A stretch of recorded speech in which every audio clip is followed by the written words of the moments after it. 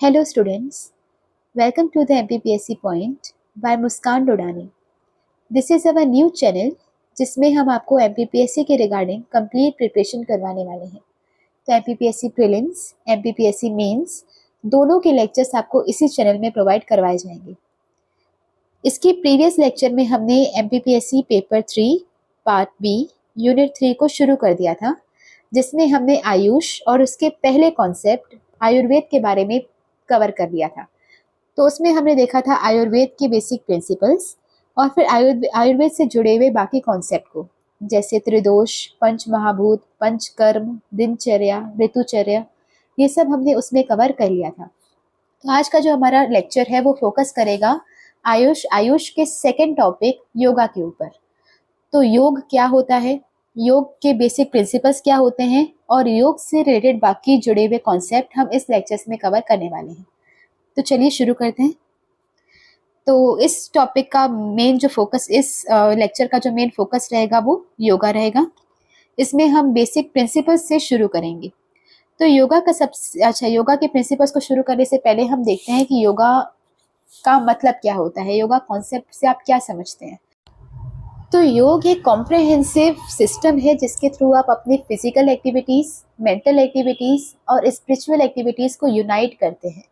तो आपके जो शारीरिक काम है, जो मानसिक काम है और जो धार्मिक मतलब स्पिरिचुअल काम है, इन तीनों के बीच में जो यूनिटी बिठाने का काम करता है वो योग है। तो योग का मेन पर्पस ही होता है कि इन तीनों के बीच में हार्मनी को मेंटेन किया जा सके। तो आपकी जो फिजिकल बॉडी है, आपका जो माइंड है और आपकी जो आत्मा है, सोल है, इन तीनों के बीच में हार्मनी बिठाने का काम करता है योग। और इस हार्मनी को बिठाने के लिए योग के अंदर कई सारी एक्टिविटीज परफॉर्म की जाती हैं। तो योग के अंदर हम आसन देखते हैं।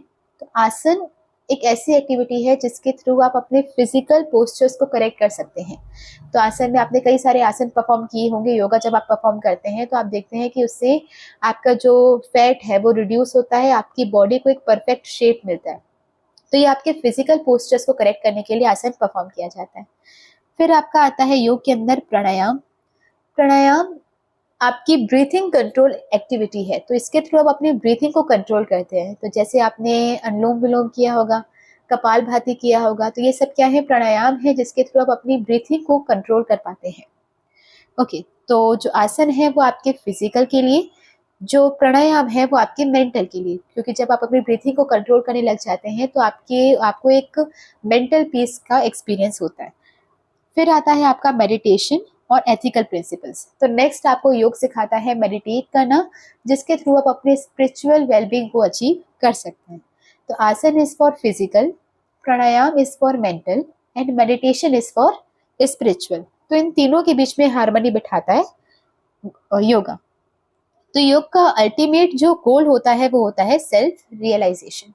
तो सेल्फ रियलाइजेशन का मतलब ये होता है कि आप अपने आप को बेहतर तरीके से जानें कि आप क्या हैं, आप क्यों हैं और आप कहाँ से आए हैं। तो जब ये तीन चीज़ें आप जान जाते हैं तो मतलब आप अपने सेल्फ अवेयर हो, आपको सेल्फ रियलाइजेशन हो चुका है। तो इसके अंदर आप ये समझ पाते हैं कि आपकी जो बॉडी है सिर्फ वो आपकी आइडेंटिटी नहीं है। बॉडी तो बहुत छोटी चीज़ है, आपकी जो असल पहचान है वो आपकी आत्मा है, वो आपकी स्पिरिट है और इसका एक अपना मकसद है जीवन में आने का।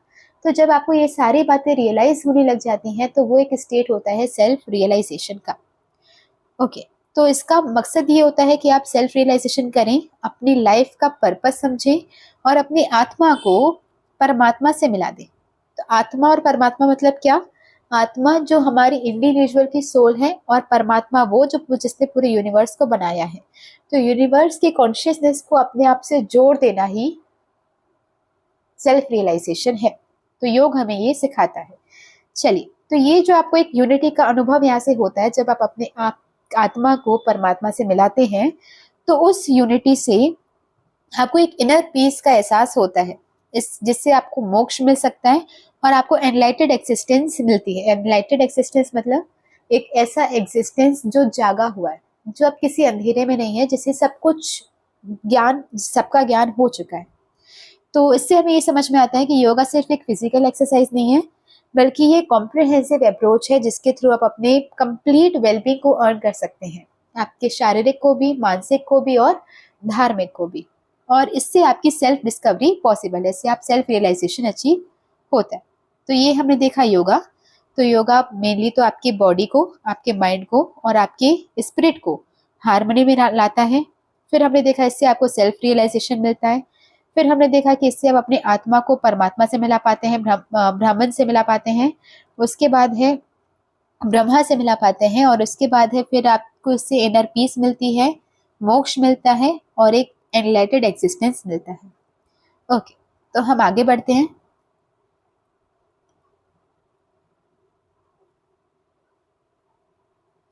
तो योगा जो है वो जनरली, और योगा जो है वो ओरिजिनेट हुआ था आज से 5000 साल पहले इंडस वैली सिविलाइजेशन में। तो इसके जो आपको सबसे पुराने एविडेंस मिलेंगे, जो रिटन एविडेंस है, वो आपके सबसे पुराने वेद ऋग्वेद में मिलेगा। उसके बाद फिर आपको इसके और भी कई सारे रिटन एविडेंस मिलते हैं, जैसे कि उपनिषद में, भगवत गीता में, इन सब में आपको योग का मेंशन मिल जाएगा। लेकिन जब इन किताबों में आप योग के बारे में पढ़ेंगे तो वो सिर्फ सीमित होता है आपके स्पिरिचुअल वेलबींग तक ही। तो इसमें योग को डिस्क्राइब किया गया है एक ऐसा स्पिरिचुअल पाथ की तरह जिसे हम एक्सेप्ट करते हैं या अडॉप्ट करते हैं, वही अपनी आत्मा को परमात्मा से मिलाने के लिए। तो अपने इनर सेल्फ को यूनाइट करने के लिए विद द यूनिवर्सल या यूनिवर्स कॉन्शियसनेस, इसके लिए जो स्पिरिचुअल पाथ होता है, धार्मिक रास्ता होता है, सिर्फ वो योग है।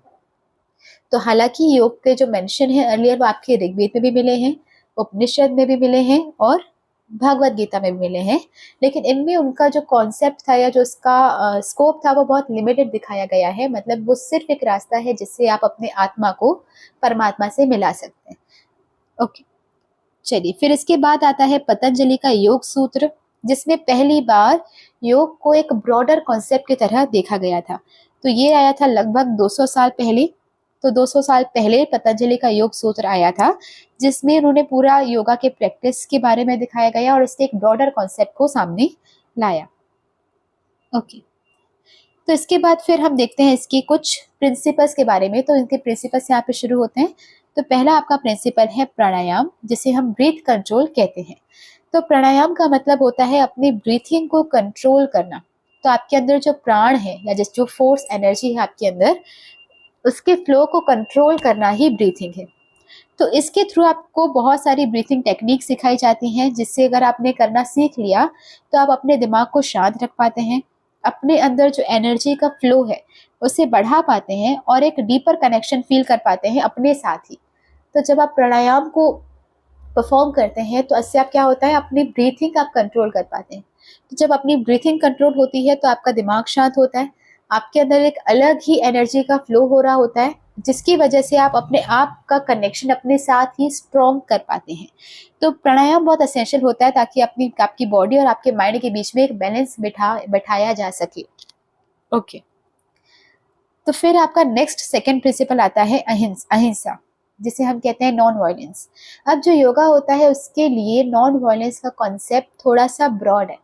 तो वो आपको नॉन वायलेंस सिर्फ एक्शंस में करना नहीं बताता, बल्कि आपके एक्शंस में, आपके वर्ड्स में और इवन आपके थॉट्स में भी अहिंसा होनी चाहिए या फिर नॉन वायलेंस होना चाहिए। तो आप अगर कुछ सोच रहे हैं तो उस सोच में भी कुछ वायलेंस नहीं होनी चाहिए, आप किसी के बारे में कुछ गलत नहीं सोचे। आप जो बोल रहे हैं उसमें भी कुछ ऐसा नहीं होना चाहिए जो सामने वाले को हर्ट कर सके, और आपके एक्शंस में भी कोई ऐसी चीज़ें नहीं होनी चाहिए। तो एक ब्रॉड कॉन्सेप्ट है जो ना सिर्फ एक्शन बल्कि वर्ड्स और थॉट्स तीनों में नॉन वायलेंस को सिखाता है। तो इसका मकसद ये होता है ताकि आपके अंदर एक कंपैशन को डेवलप किया जा सके, एक काइंडनेस को डेवलप किया जा सके हर किसी के लिए। तो चाहे वो आपका दुश्मन ही क्यों ना हो, आपको उसके लिए काइंड रहना है और कंपैशन दिखाना है।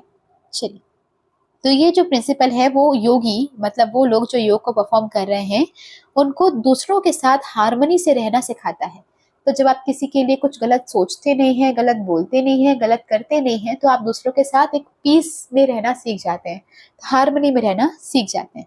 तो आपको दूसरों के साथ हार्मनी में रहना और अपने एनवायरनमेंट को हार्मनी में रखना सिखाता है योग। ओके, फिर आपका आता है सत्य या फिर ट्रुथफुलनेस। तो अगेन जो सत्य होता है वो यहाँ पर योग जो है वो सत्य को सिर्फ लिमिटेड कॉन्सेप्ट में नहीं देखता कि आपको सिर्फ सच बोलना है, लेकिन वो अगेन ब्रॉडर कॉन्सेप्ट में देखेगा कि सच तो बोलना तो है ही, पर आपके सोचने में, आपके एक्शंस में और आपके बोलने में, तीनों में एक लिंक होना चाहिए। तो आप जो सोच रहे हैं, आप जो बोल रहे हैं और आपके जो एक्शंस हैं, इनके बीच में कुछ अलाइन होना चाहिए। तो ऐसा नहीं है कि मैं सामने वाले के लिए सोच कुछ गंदा रही हूँ, बोल अच्छा रही हूँ, और जब मुझे मौका मिला तो मैंने उसका कुछ बुरा कर दिया। तो आप जो सोच रहे हैं, जो बोल रहे हैं और जो कर रहे हैं, इन तीनों के बीच में एक लिंक होना चाहिए, और ये तीनों लिंक होने चाहिए विद द ट्रुथ। ओके, तो जब आप सत्य को फॉलो करते हैं तो आपके अंदर एक ऑनेस्टी डेवलप होती है, इंटीग्रिटी डेवलप होती है। अब आपने एथिक्स में ये पढ़ा होगा कि ऑनेस्टी और इंटीग्रिटी दोनों अलग अलग कॉन्सेप्ट होते हैं। ऑनेस्टी का मतलब होता है सच, सच्चा रहना, और इंटीग्रिटी का मतलब होता है हर सर्कमस्टेंसेस में सेम ही रहना, मतलब सच्चा ही रहना। तो अगर आज मान लो मेरे पड़ोसी ने चोरी की है, और मुझसे जब पूछा गया कि चोरी किसने की है, और मैं बिना डरे अगर मैं सच बोल ले रही हूँ कि इसी ने चोरी की है, तो वो ऑनेस्टी है। लेकिन अगर चोरी मेरे ही घर में किसी ने की है, मेरे ही भाई ने की है, और तब भी मैं उसके खिलाफ एक्शन लूँ, तो वो इंटीग्रिटी है। तो ऑनेस्टी का मतलब सिर्फ सच होता है, और इंटीग्रिटी का मतलब होता है इररिस्पेक्टिव ऑफ द सर्कमस्टेंसेस, चाहे वो कितने ही मेरे खिलाफ हो जाए, अगर मैं फिर भी सच का साथ देती हूँ तो मैं इंटीग्रिटी मेरे अंदर है। ओके, तो अगर आप सत्य को फॉलो करते हैं तो आपके अंदर एक ऑनेस्टी भी आती है और इंटीग्रिटी भी आती है। और योग प्रमोट करता है कि आपके जो भी कनेक्शन बनी, इसकी वजह से वो जेन्युइन कनेक्शंस होंगे। तो अगर आप जो सोच रहे हैं, जो बोल रहे हैं, जो कर रहे हैं, उन तीनों के बीच में एक लिंक है और तीनों सच के साथ जुड़े हैं, तब आप किसी के साथ कोई रिश्ता बनाएंगे तो वो फेक नहीं होगा। मतलब ऐसा नहीं होगा कि आप किसी के लिए गलत सोच रहे हैं, बोल अच्छा रहे हैं और फिर उसका गलत कर रहे हैं। तो ऐसी चीजें आप नहीं करेंगे। आप जेन्युइनली जिसके लिए फील करते हैं, आप उसी के साथ अपने कनेक्शंस बनाएंगे, जिससे आपको अंदरूनी शांति मिलेगी। आपको ऐसे लोगों के साथ नहीं रहना पड़ेगा जिनको आप पसंद नहीं करते या जिनके थॉट्स आपसे नहीं मिलते। तो आप जेन्युइनली उन्हीं के साथ रहेंगे जिनके साथ आप अच्छा फील करते हैं, जिनके साथ आपके थॉट्स मैच करते हैं, जिसकी वजह से आपको इनर पीस मिलेगी। तो अभी तक हम देख चुके हैं योग का पहला प्रिंसिपल जो कि प्राणायाम था, फिर योग का दूसरा प्रिंसिपल जो कि अहिंसा या फिर नॉन वायलेंस था, योग का तीसरा प्रिंसिपल जो कि सत्य और ट्रुथफुलनेस था। अब योग का चौथा प्रिंसिपल है अस्त्य और या फिर नॉन स्टीलिंग। अब यहाँ पर भी जो इसका योग का जो अस्त्य या फिर नॉन स्टीलिंग से मतलब है, वो थोड़ा ब्रॉड है। तो यहाँ पर सिर्फ उन्होंने मटेरियल पोजीशन के बारे में नहीं बताया कि आपको चोरी तो नहीं करनी है, आपको ऐसी कोई चीज नहीं लेनी है जो आपके लिए नहीं है, आपको फ्रीली नहीं दी जा रही है। तो अगर आपको कोई चीज नहीं दी जा रही है या जो चीज आपको बिलोंग नहीं करती है, उसे आपको नहीं पोजेस करना है। तो अब यहाँ पर सिर्फ मटेरियलिस्टिक चीजें नहीं है, बल्कि अगर कोई आपको टाइम नहीं देना चाहता तो आपको उसे भी नहीं चुराना। अगर दूसरों की एनर्जीज या फिर रिसोर्सेस आपको स्टील नहीं करने हैं। तो अगेन योगा सिर्फ आपकी मटेरियलिस्टिक पोजीशन के बारे में बात नहीं करता। अगर आपने दूसरे की फोन चुरा ली, दूसरे की कुछ चीजें चुरा ली, वो तो नहीं करना है। लेकिन टाइम चुराना, दूसरों की एनर्जीज चुराना या दूसरों की रिसोर्सेज चुराना, ये सारी चीजें भी आपको नहीं करनी है। ओके, उसके बाद है इस अस्त्य को प्रैक्टिस करके आप रिस्पेक्ट करना सीख जाते हो दूसरों की बाउंड्रीज की। तो अगर आप इस अस्त्य को फॉलो नहीं करते, आप इसको एडॉप्ट नहीं करते अपनी लाइफ में, तो आप दूसरों की चीजें चुराने लगोगे, दूसरों का वक्त चुराने लगोगे, दूसरों की एनर्जीज चुराने लगोगे, और वो रिसोर्सेज जो दूसरों को बिलोंग करते हैं वो लेने लग जाओगे। तो इसका मतलब क्या है कि आप दूसरों की और दूसरों की बाउंड्रीज की रिस्पेक्ट नहीं कर रहे, आप उनके रिसोर्सेज की रिस्पेक्ट नहीं कर रहे। लेकिन जब आप इस प्रिंसिपल को अडॉप्ट कर लेते हैं तो आप रिस्पेक्ट करना सीख जाते हैं of the others wish, others consent. अगर किसी को आपसे बात नहीं करनी है तो नहीं करनी है, तो आपको उसके पीछे नहीं पड़ना। अगर किसी दूसरे को आपके साथ अपनी एनर्जी स्पेंड नहीं करनी है, तो आपको नहीं, वो आपको नहीं, मतलब अगर नहीं चाहता तो आपको उससे चुराना नहीं है, आपको जबरदस्ती नहीं करनी है। तो ये सब चीजें करके आपको क्या हो जाता है कि आप दूसरों की और उसकी बाउंड्रीज की रिस्पेक्ट करना सीख जाते हैं और संतुष्ट रहना सीख जाते हैं with what ever you have. तो आपके पास जो भी है आप उसी में संतुष्ट रहना सीख जाते हैं। सामने वाला जितना टाइम दे रहा है आई एम हैप्पी, सामने वाले जितने रिसोर्स शेयर कर रहा है आई एम हैप्पी, जो मेरा है वो तो मेरा है। लेकिन अगर वो सामने वाले का है और वो मुझे देना चाहता है तो ठीक है, नहीं देना चाहता तो कोई बात नहीं। तो ये आपको एक कंटेंट या सेटिस्फेक्शन यहाँ से मिल जाता है। ओके, तो फिर नेक्स्ट है आपका ब्रह्मचर्य या फिर मॉडरेशन। तो यहाँ पे मॉडरेशन का मतलब ये होता है कि आपको कोई भी चीज़ एक्सेस में नहीं करनी है या फिर एक्सट्रीम में नहीं करनी है। तो ये प्रिंसिपल पर्टिकुलरली आपके सेंसरी प्लेजर्स के बारे में बात करता है। आप वही समझ रहे हैं, सही समझ रहे हैं आप कि सेंसरी प्लेजर्स मतलब कि कोई चीज़ जो आपको कुछ मिनटों के लिए सेटिस्फेक्शन देती है, अच्छा फील करवाती है, बट देन वो आपको गिल्ट देना शुरू कर देती है। तो अपने कुछ सेंसेस के प्लेजर के लिए आपको कोई भी चीज़ एक्सट्रीम में नहीं करनी है। तो आपके जो सेंसरी प्लेजर्स हैं आपको उसे कंट्रोल करना है, रेगुलेट करना है। तो इसका पूरा मकसद ये होता है ताकि आप अपने डिज़ायर्स को कंट्रोल कर पाएँ और अपनी जो एनर्जी है उसे एक स्पिरिचुअल ग्रोथ की तरफ लगाएं। तो आपके अंदर जो भी एनर्जीज हैं आप उसको गलत कामों में यूज़ ना करें, आप उसको सेंसरी प्लेजर्स में ना लगाएं, बल्कि आप स्पिरिचुअल ग्रोथ में हेल्प करें, लगाएं उस एनर्जी को। इसका मतलब ये है कि जो छंद भर की खुशियाँ हैं उसमें आप अपनी एनर्जी वेस्ट करने से अच्छा लॉन्ग टर्म की जो खुशियाँ हैं उसमें अपनी एनर्जी को लगाएं। तो ये प्रिंसिपल प्रमोट करता है सेल्फ डिसिप्लिन। सेल्फ डिसिप्लिन मतलब अपने आप पर कंट्रोल करना, अपने आप को डिसिप्लिन में रखना, और ये इंडिविजुअल्स की हेल्प करते हैं ताकि आप अपने हायर पर्पस को अचीव कर सको। तो अपने जो छोटा पर्पस है जैसे कि सेंसरी प्लेजर, उनको हटाकर अपने हायर पर्पस पे आप फोकस कर सको। तो नेक्स्ट आपका प्रिंसिपल यही था, ब्रह्मचर्य। ब्रह्मचर्य का मतलब होता है मॉडरेशन में करना, मतलब not doing anything in extreme. तो इसका बेसिकली मतलब होता है आपकी सेंसरी प्लेजर से आपको अपने डिजायर्स को कंट्रोल करना है और अपनी एनर्जीज को क्या कहते हैं, अपनी एनर्जीज को शिफ्ट करना है from the sensory pleasures to the spiritual growth, ताकि आप अपने क्षण भर की खुशियों में के लिए अपने एनर्जी को वेस्ट ना करें और लॉन्ग टर्म की खुशियों पे ध्यान दें। फिर आपका आता है नेक्स्ट प्रिंसिपल, अपरिग्रह या फिर नॉन पॉसेसिवनेस। तो अपरिग्रह का मतलब होता है, नॉन पॉसेसिवनेस का मतलब होता है कि किसी भी चीज के लिए जरूरत से ज्यादा पॉसेसिव नहीं होना है। तो अपरिग्रह का मतलब है कि लेटिंग गो ऑफ अटैचमेंट। तो अगर आपको किसी चीज से या किसी इंसान से अटैचमेंट फील हो रहा है तो उससे हटा दें। ओके, तो इसी का मतलब होता है नॉन पॉसेसिवनेस। तो जो आपके अंदर इच्छा होती है to possess more than what is necessary, तो जरूरत से ज्यादा किसी चीज को पोजेस करने की अगर इच्छा है आपके अंदर, तो उस इच्छाओं को मार देना या उस इच्छाओं से अपने आप को दूर कर देना ही अपरिग्रह है। तो ये आपको सिखाता है कि जो आपके पास है उसी में ही आप संतुष्ट रहें, सिंपल रहें, और जो आपका मटेरियलिज्म का बर्डन है उसे कम कर दें। तो आपको ये भी चाहिए, आपको वो भी चाहिए, सब कुछ चाहिए, ऐसा आपकी अंदर हैबिट नहीं होना चाहिए। तो आपको ये अगर आप ये सीख जाते हैं, अपरिग्रह को फॉलो करना अगर आप सीख जाते हैं, तो आपकी जो जिंदगी होगी वो ज़्यादा सुकून और फुलफिल्ड लाइफ रहेगी। आपको ऐसा नहीं लगेगा कि आपके पास कुछ रह गया है, आपको रहेगा जो है मेरे पास वो संपूर्ण है। तो इससे आप की हेल्प होती है कि आप एक शांति वाली जिंदगी जी सकते हैं और एक फुलफिल्ड लाइफ जी सकते हैं। तो अगेन नेक्स्ट प्रिंसिपल आपका अपरिग्रह था। अपरिग्रह का मतलब होता है कि आपके जो भी अटैचमेंट्स हैं, चाहे वो किसी चीज के साथ हो या किसी इंसान के साथ, आप उन अटैचमेंट को हटा दें और आपके अंदर जो डिजायर है ज्यादा अचीव करने की या ज्यादा पोजेस करने की देन व्हाट इज नेसेसरी, तो इस डिजायर को आप अपने अंदर खत्म कर दें या उसे कंट्रोल करें। तो ये आपको सुकून में रहना सिखाता है, संतुष्ट रहना सिखाता है और सिंपल लाइफ जीना सिखाता है। अगर आप इसे सीख जाते हैं तो आपकी जिंदगी एक शांति प्रिय और फुलफिल्ड रहेगी। फिर हम आगे बढ़ते हैं। नेक्स्ट आपका प्रिंसिपल है शौच या फिर प्योरिटी। तो शौच अगेन यहाँ पर जो प्रिंसिपल है वो लिमिटेड नहीं है टू द बॉडी, कि आप अपनी फिजिकल जो आपकी बॉडी है सिर्फ उसे ही साफ रखें ना। तो बॉडी को तो साफ रखना है, तो फिजिकल प्योरिटी तो आपको चाहिए, लेकिन मेंटल भी चाहिए। तो आपके दिमाग में भी शांति होनी चाहिए, दिमाग में भी जो थॉट्स आ रहे हैं वो प्योर होने चाहिए, और आपके जो एक्शंस है, आपकी जो बॉडी है वो भी प्योर होनी चाहिए। तो इसके अंदर आपकी बॉडी, आपका माइंड, आपका एनवायरनमेंट सब कुछ क्लीन रहना चाहिए और एक दूसरे के साथ हार्मनी में रहना चाहिए।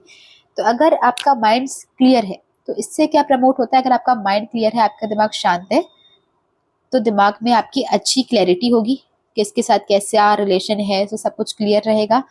आपका फोकस बढ़ेगा, आपको किस चीज़ पे फोकस करना है, किन चीज़ों पे फोकस नहीं करना, ये सारी चीज़ें आप अच्छे से समझ पाएंगे। तो शौच का मतलब होता है प्योरिटी। प्योरिटी का सिर्फ आपका फिजिकली नहीं बल्कि मेंटल भी, तो फिजिकली मेंटली दोनों तरीके से आपको प्योर रहना है और अपने एनवायरनमेंट के साथ हार्मनी में रहना है। अगर आप ये अचीव कर लेते हैं तो आपकी माइंड की क्लैरिटी बढ़ेगी, आपका फोकस बढ़ेगा। फिर है संतोष या फिर कंटेंटमेंट। जो आपके पास है जितना है उसी में ही आप संतुष्ट रहें। To find the satisfaction in the present moment. तो कल हमें क्या चाहिए वो तो साइड में रखकर जो हमारे पास आज है उसी में ही सेटिस्फाइड रहना संतोष है। तो ये एनकरेज करता है आपकी लाइफ को अपने मतलब आपको एनकरेज करता है कि आप अपनी लाइफ को वैसे ही एक्सेप्ट करें जैसा वो है। ठीक है, तो अभी आपको जो फ्यूचर में चाहिए उसके लिए क्रेव करने से अच्छा है कि पहले जो आपके पास है उसमें संतुष्ट रहे। क्योंकि कई बार क्या होता है कि अगर आप फ्यूचर में कुछ अचीव करने के लिए बहुत ज़्यादा क्रेव करने लग जाते हैं और आज जो आपके पास है आप उसकी वैल्यू नहीं करते हैं, तो हो सकता है फ्यूचर में आपको अचीव कर लें जो आप चाहते थे, पर फिर आप वो खो देंगे जो आपके पास आज है। तो हर बार आपके पास सारी चीज़ें नहीं हो सकती। तो start value for the things that you have now. उसके बाद फ्यूचर में जो आना होगा वो आ जाएगा, तब उसकी वैल्यू कर लेना। तो कई बार दूसरी चीज़ों के पीछे भागते भागते आप वो चीज़ें खो देते हो जो आपके पास आज है। ओके, जैसे बहुत ही नॉर्मल चीज़ें हैं जो सबके साथ होती हैं। कई बार हम सोचते हैं कि हम अपने करियर को सेटअप कर लें। इसके चक्कर में हम उनको टाइम देना, उनकी वैल्यू करना भूल जाते हैं जो हमसे बहुत प्यार करते हैं, हमारे पेरेंट्स। ये सब करने के बाद एक बार हमारी लाइफ में सब कुछ अचीव हो जाता है, अपना खुद का घर है, अपनी खुद की गाड़ी है, फिर वो पेरेंट्स नहीं रहते जिनके लिए आप वो सब करना चाह रहे थे। तो बेटर ये है कि जो आपके पास आज है आप उसकी वैल्यू करते हुए आगे बढ़िए। ऐसा ना हो कि कल आप जिसके पीछे भाग रहे थे वो अचीव हो भी जाए पर फिर भी आपको सेटिस्फेक्शन ना मिले, क्योंकि आपने उससे कई ज़्यादा कीमती चीज़ खो दी है। ओके, तो बस इसका वही मतलब था कि आप प्रेजेंट मोमेंट पे आप सेटिस्फाई रहें। ओके, तो विदाउट क्रेविंग फॉर मोर और लेमेंटिंग व्हाट इज लॉस्ट। तो जो खो चुके हैं उसके लिए दुख करने की बजाय जो नहीं है उसके पीछे भागने की बजाय जो आपके पास आज है आप उसमें संतुष्ट रहें। अगेन इससे अगर आप ऐसा कर पाते हैं तो आपको एक पीस का अनुभव मिलेगा, आपको एक पॉजिटिव आउटलुक मिलेगा फॉर द लाइफ। नेक्स्ट है आपका तपस या फिर डिसिप्लिन। तो तपस या फिर डिसिप्लिन एक ऐसा प्रिंसिपल है जिसके थ्रू आप अपनी जो भी रेगुलर प्रैक्टिसेस हैं, जैसे अगर आप पढ़ते हैं तो पढ़ाई के लिए आप डिसिप्लिन रहें, अगर आप काम करते हैं, जॉब करते हैं तो उस प्रैक्टिस के लिए आप कमिटेड रहें, अगर आप कोई और चीज़ें हैं आपकी लाइफ में तो उन सारी चीज़ें जो भी आपको परफॉर्म करनी होती हैं उसके लिए कमिटमेंट दिखाना, उसके लिए रेगुलर रहना ही तपस या फिर डिसिप्लिन है। ओके, तो तपस के थ्रू आप अपने दिमाग को, अपनी बॉडी को और अपनी स्पिरिट को, अपनी आत्मा को स्ट्रेंथन कर पाते हैं। तो जब आपकी बॉडी रेगुलरली वो काम करती है जो उसे करना चाहिए, आपका माइंड रेगुलरली वो काम कर रहा है जो उसे करना चाहिए, तो इसकी स्ट्रेंथ जो है वो पहले से ज़्यादा बढ़ती है। और फिर जब इसकी स्ट्रेंथ बढ़ती जाएगी तो अल्टीमेटली आप अपनी ग्रोथ को अचीव कर लेंगे जो आप करना चाहते थे। ओके, नेक्स्ट है स्वाध्याय या फिर सेल्फ स्टडी। तो स्वाध्याय तो आप जानते हैं कि स्वाध्याय का मतलब क्या होता है, सेल्फ रिफ्लेक्ट करना और कंटिन्यूअस अपने आप से पढ़ाई करते रहना। अब आप यहाँ पे क्या पढ़ेंगे ये डिपेंड, मतलब ये आपको योग बताता है। तो आपको क्या क्या पढ़ना है, कुछ तो आपको प्योर बुक्स पढ़नी है, सेक्रेट टेक्स्ट पढ़ने हैं, अपने खुद के थॉट्स पढ़ने हैं, अपने खुद के इमोशंस पढ़ने हैं और आपके खुद के एक्शंस पढ़ने हैं। मतलब स्टार्ट ऑब्जर्विंग योर सेल्फ कि आप क्या सोच रहे हैं, आप कैसा फील कर रहे हैं और आप क्या कर रहे हैं। जैसे आपको अचीव करना है, आप मतलब आप बनना चाहते हैं कलेक्टर, लेकिन उसके लिए जो पढ़ाई करनी है वो आप कर नहीं रहे, आप अपना सारा टाइम रील्स में ख़राब कर रहे हैं।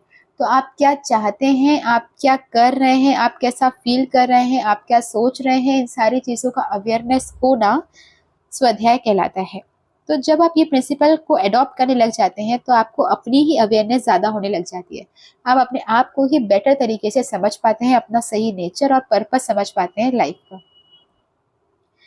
उसके बाद है ईश्वर प्रणिधान या फिर सरेंडर टू द डिवाइन। तो आपकी से जो सुप्रीम पावर है उसकी तरफ सरेंडर हो जाना ही ईश्वर प्रणिधान है या फिर सरेंडर टू द डिवाइन है। अब इसमें क्या होता है कि आपको अपने से ज़्यादा ऊंची पावर की तरफ सरेंडर करना होता है। तो आपका जो ईगो है, एक ऐसी फीलिंग है कि मैं ही सुप्रीम हूँ, मैं ही सबसे बड़ा हूँ, उसे साइड में रखकर आपको यूनिवर्स पर ट्रस्ट करना सिखाता है योग। तो आपसे ऊपर कोई है और जो आपसे ऊपर है आपको उस पर विश्वास बनाए रखना चाहिए, अपना ईगो साइड में रखकर। तो ये प्रिंसिपल आपको डिवोशन सिखाता है। डिवोशन मतलब आपको भक्ति करना सिखाता है और फ्लो ऑफ लाइफ के साथ, हार्मनी के साथ रहना सिखाता है। फ्लो ऑफ लाइफ मतलब जिंदगी जहाँ ले जा रही है उससे चलते चलो, आप उस से आप विरोध नहीं कर सकते, उसके अगेंस्ट नहीं जा सकते। तो जो फ्लो ऑफ लाइफ है उसके साथ हार्मनी के साथ रहना सिखाता है आपको योग।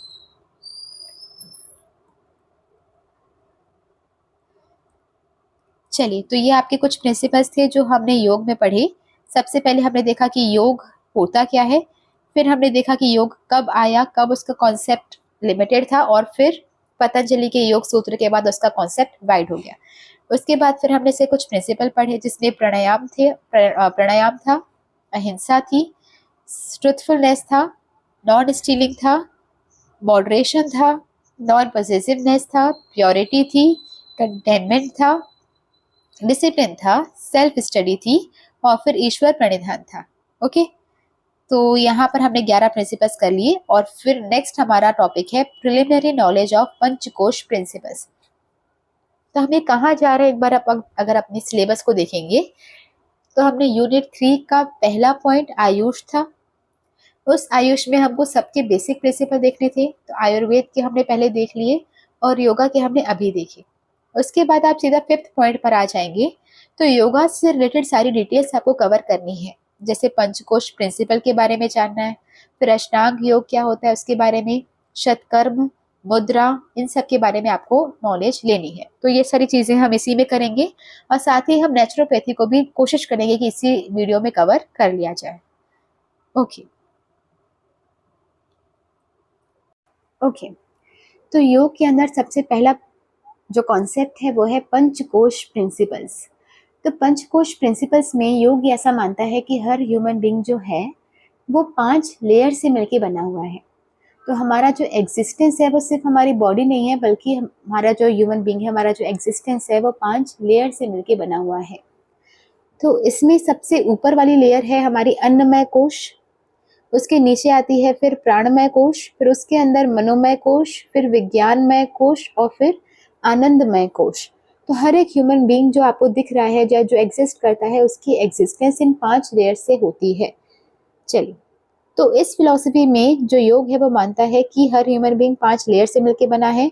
एक उसकी फिजिकल अपीयरेंस है, एक उसके अंदर जो एनर्जीज फ्लो कर रही हैं, प्राण है उसके अंदर, वो है, फिर उसका मेंटल स्टेट, उसका स्पिरिचुअल स्टेट, इस तरीके से लेयर्स में बना हुआ है एक ह्यूमन बीइंग। अब जब आप इस पंचकोश को समझ जाते हैं तो आपको एक समझ में आता है कि ह्यूमन बीइंग सिर्फ बॉडी नहीं है, बल्कि उसका एक ब्रॉडर एग्जिस्टेंस है। तो आप ह्यूमन एग्जिस्टेंस के नेचर को समझ पाते हैं अच्छी तरह से, और इससे आपको ये भी समझ में आता है कि किस तरीके से इन 5 लेयर्स के बीच में हार्मनी और बैलेंस रहता है, और इससे आप अपने आप को बेहतर तरीके से समझ पाते हैं। अब हर एक कोश कैसा होता है, क्या होता है, कैसे उसकी स्ट्रेंथ को बढ़ाया जा सकता है, ये सब हम आगे डिटेल से पढ़ेंगे। तो सबसे आउटर मोस्ट लेयर जो होती है उसे हम अन्नमय कोश या फिर फिजिकल शेल्थ बोलते हैं। तो जो बॉडी दिख रही है, जो आपका फिजिकल अपीयरेंस है, वो अन्नमय कोश के अंदर आता है। तो यहाँ पर आपकी सिर्फ फिजिकल बॉडी होती है, और उसका जो मास आपको दिख रहा है सिर्फ वो है।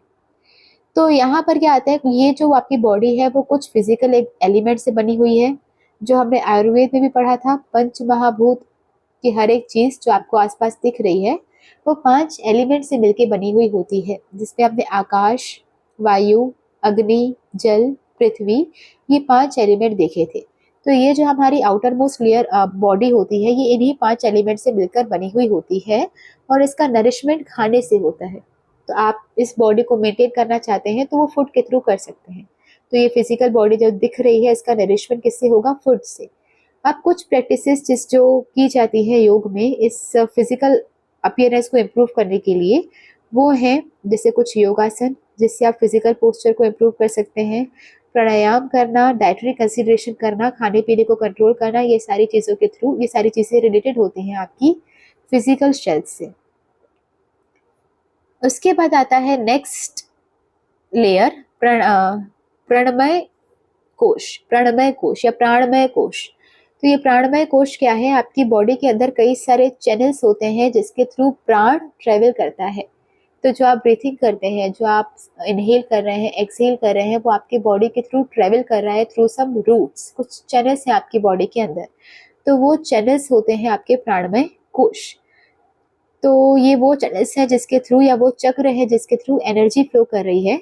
और इस योग में इससे भी रिलेटेड कुछ एक्टिविटीज़ होती हैं, जैसे प्राणायाम करना, जिसके थ्रू आप ब्रीथिंग एक्सरसाइज करते हो, वो चैनल्स इंप्रूव होते हैं। फिर कुछ एनर्जी वर्क होते हैं जिसे हम कीगोंग या फिर ताइची बोलते हैं। तो कीगोंग और ताइची एक अलग कॉन्सेप्ट है जिसे एनर्जी के लिए किया जाता है, मतलब एनर्जी के फ्लो को बढ़ाने के लिए, एनर्जी फ्लो के लिए इन एक्टिविटीज़ को किया जाता है। जैसे हमारे यहाँ योग किया जाता है, वैसे चाइना में ये ताइची और कीगोंग किया जाता है। अब इन दोनों में फ़र्क क्या होता है? कीगोंग मानता है कि आपके अंदर एनर्जी प्रॉपरली फ्लो कर सकती है कुछ जब आप कुछ फॉर्म्स सीक्वेंस में परफॉर्म करते हैं। तो जैसे हम योगा करते हैं तो योगा में कुछ फॉर्म्स होते हैं, बॉडी पोस्चर बनाते हैं और वो सीक्वेंस में बनाते हैं, जिसकी वजह से हमें जैसे आपने पहले देखा होगा, अगर कभी योगा किया होगा, तो हम स्टार्ट करते हैं कुछ नॉर्मल वार्म अप से, फिर हम आसन करते हैं और आसन करने के बाद एंड में हम कुछ प्राणायाम करके योगा ख़त्म करते हैं। तो वैसे ही ये कुछ फॉर्म्स यहाँ पे परफॉर्म किए जाते हैं बॉडी के, और उस सीक्वेंस में जब आप उसे परफॉर्म करते हैं तो आपकी बॉडी के अंदर एनर्जी का फ्लो होने लगता है। और ताइची मानता है कि it's not about sequence of form, it's about feel of form. तो जो आप फॉर्म कर रहे हैं उसको किस सीक्वेंस में कर रहे हैं उस पर फोकस नहीं करता, पर हर फॉर्म को जो आप परफॉर्म कर रहे हैं तो उससे आपकी बॉडी को क्या फील हो रहा है, उससे एनर्जी फ्लो होता है। फिर आपके आते हैं कुछ प्रैक्टिसेस, जैसे बैलेंस करना फ्लो ऑफ द प्राण, मतलब कंट्रोल करना आपकी ब्रीथिंग को। तो ये आपके सेकेंड लेयर होता है प्राणमय कोश, जो कि एनर्जी चैनल्स के बारे में बात करता है। तो सबसे पहले हमने देखा था अन्नमय कोश, और फिर आता है आपका प्राणमय कोश। तो अन्नमय कोश बाहर का लेयर होगा, उसके अंदर आता है फिर प्राणमय कोश। अब उसके अंदर आता है मनोमय कोश। ओके, तो मनोमय कोश क्या है? एक ऐसी लेयर, मेंटल लेयर के बारे में इसमें बात होती है। तो ये माइंड, इसमें आते हैं आपके सारे थॉट्स, आप कैसा फील कर रहे हैं, आपके क्या डिज़ायर्स हैं, आपकी क्या इंटेलेक्ट है, आप कितने इंटेलिजेंट हैं, ये सारी जो बातें होती है ये कवर होती हैं आपकी मनोमय कोश में। अब जो मनोमय कोश है वो आपकी माइंड की एक्टिविटीज़ से रिलेटेड होता है, और इसके रिगार्डिंग भी कुछ योग में एक्टिविटीज़ है, जैसे कि मेडिटेट करना, जैसे आप अपने माइंड को और ज़्यादा स्ट्रॉन्ग कर पाएँ, माइंडफुलनेस होना, मतलब नॉलेज कंप्लीट रहना अपने बारे में, सेल्फ इंक्वायरी, जैसे अपने बारे में ही ज़्यादा जानना। इसके अलावा कुछ ऐसी एक्टिविटी जिससे आपको मेंटल क्लैरिटी मिल पाए और इमोशनल बैलेंस हो पाए। तो इमोशनल इंटेलिजेंस भी हम सीखते हैं, खास करके यूपीएससी में तो इसका एक अलग से टॉपिक होता है कि किस तरीके से अपने इमोशंस के बीच में बैलेंस बिठाना है। एक्सट्रीम आपको सैड नहीं होना, एक्सट्रीम हैप्पी भी नहीं होना, किसी के बारे में ज़्यादा इमोशनली अटैच नहीं रहना, कुछ ज़्यादा प्रैक्टिकल भी नहीं रहना। तो उनके बीच में किस तरीके से बैलेंस बिठाया जाएगा, ये आपका इमोशनल बैलेंस होता है। तो मनोमय बात करता है आपके माइंड के बारे में, आपके दिमाग के क्या थॉट्स हैं, क्या फीलिंग्स हैं, क्या डिज़ायर्स हैं, क्या इंटेलेक्ट हैं। इससे जुड़ी हुई कुछ एक्सरसाइज, जैसे योगा, जैसे आप मेडिटेशन कर सकते हैं, माइंडफुलनेस, सेल्फ इंक्वायरी कर सकते हैं, और वो सारी एक्टिविटीज़ जिससे आपकी मेंटल क्लैरिटी मिलेगी और इमोशनल बैलेंस एस्टेब्लिश होगा। फिर उसके अंदर जो लेयर होती है वो है विज्ञानमय कोश या विस्टम शेल। अब विज्ञानमय कोश क्या है? आपके माइंड के भी इंटीरियर में आता है, मतलब ये माइंड से ज़्यादा सुप्रीम है। बात समझ में आ रही है? तो जैसे सबसे पहले हमारा अन्नमय कोश था, फिर आपका प्राणमय कोश था, फिर उसके अंदर आया आपका मनोमय कोश, फिर आपका आएगा विज्ञानमय कोश। तो आप जितना इंटीरियर जाते जाओगे उतना ज़्यादा ब्रॉड कॉन्सेप्ट के बारे में आप पढ़ते जाओगे। तो ये सिर्फ शरीर है, अन्नमय कोश सिर्फ शरीर है। उसके बाद जो प्राणमय कोश है वो उसके अंदर एनर्जी के जो चैनल्स हैं उसको आप प्राणमय कोश बोलते हैं। मनोमय कोश सिर्फ आपकी नॉलेज है, आपका सिर्फ माइंड है, और उसके अंदर सुप्रीम नॉलेज या ग्रेटर नॉलेज विज्ञानमय कोश है। ओके, तो यहाँ पर आपके हायर इंटेलिजेंस, आपके इंट्यूशंस, कई सारी चीज़ें जो लॉजिक के बाहर होती है, आपको अंदर से फील होते हैं, इंट्यूशंस होते हैं, वो उसमें आते हैं। डिसर्नमेंट, जिसके थ्रू आप जजमेंट्स कर पाते हैं, क्या सही है, क्या गलत है, क्या करना चाहिए, क्या नहीं करना चाहिए। और स्पिरिचुअल विस्डम आपको जहाँ से मिलती है वो विज्ञानमय कोश होता है। तो विज्ञानमय कोश आपकी कॉन्शियसनेस के बिल्कुल डीपर लेयर्स को दिखाता है, जिसमें आपकी मेंटल एक्टिविटीज़ के भी वो अंडर काम करते हैं, मतलब बिल्कुल इंटीरियर में काम करती हैं ये।